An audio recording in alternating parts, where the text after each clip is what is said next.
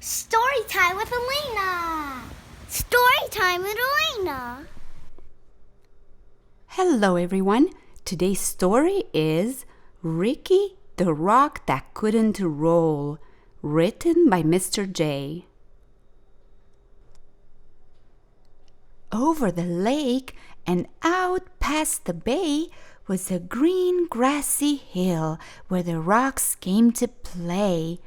They would race to the top to take in the view, then roll their way down the way rocks love to do. There were Kip, Pip, and Chester, and Marvin the Boulder. Ignatius played too, though he was much older, and the group called the Pebbles never ever sat still, zigzagging their way up and over the hill. Kai was a meteorite and not from this planet, and Maya was lava but taken for granite.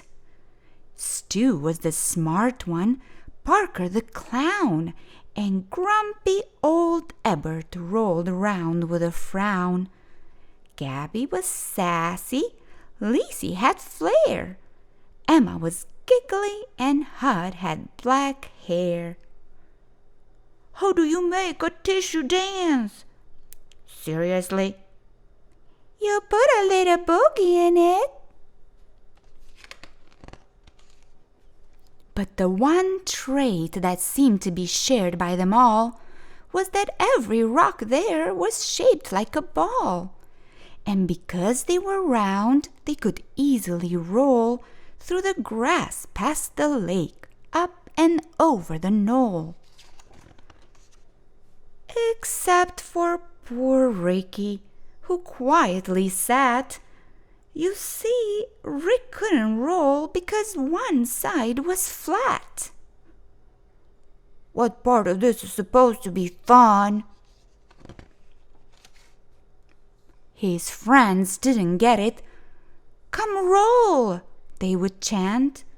So Ricky tried, but replied, "I'm sorry, I can't." But the rocks were determined.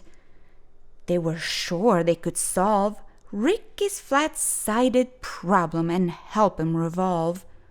So Marvin the Boulder, with his impressive physique, carried Rick all the way to the hill's grassy peak.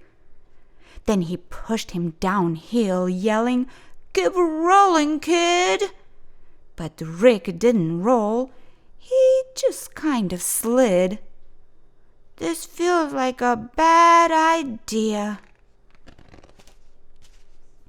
Well, the rocks weren't done. Not by a mile. Surely this next try would get Rick to smile. They stuck rubber balls all over Rick, using big globs of glue to get them to stick. They were proud of themselves. "This will work," they announced. But Ricky still couldn't roll. Now he just sort of bounced. "No good, no good, no good." Well, they pushed and they pulled, trying every which way to get Rick to roll. But by the end of the day, nothing had worked, just like Rick expected, and he ended up feeling depressed and dejected. "It's no use," Ricky sighed.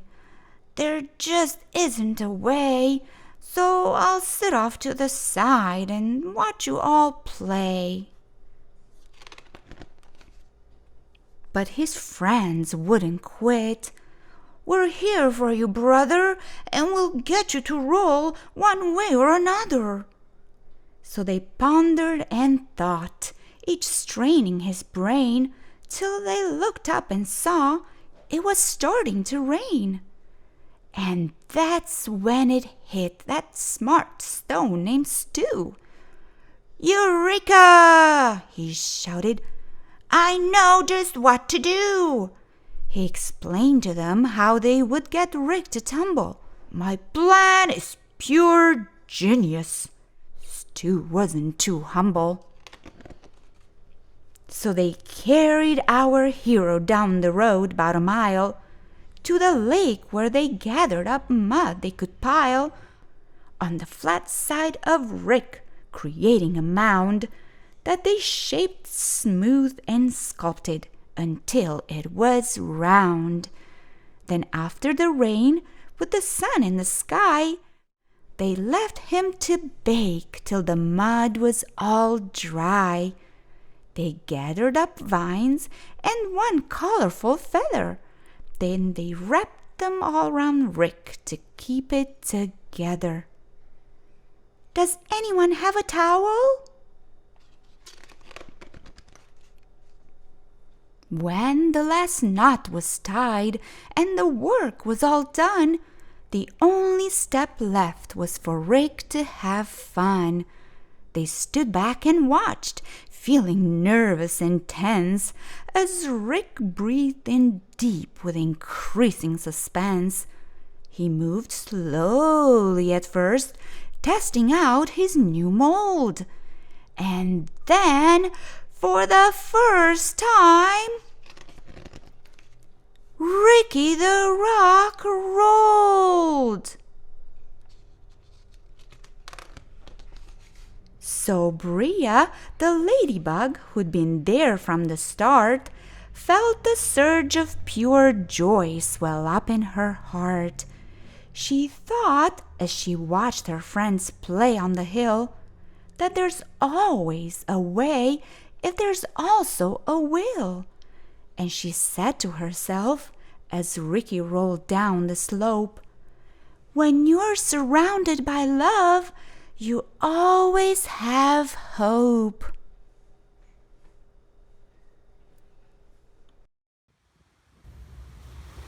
Thank you for watching Storytime with Elena. Don't forget to subscribe so you can be notified when a new story is posted.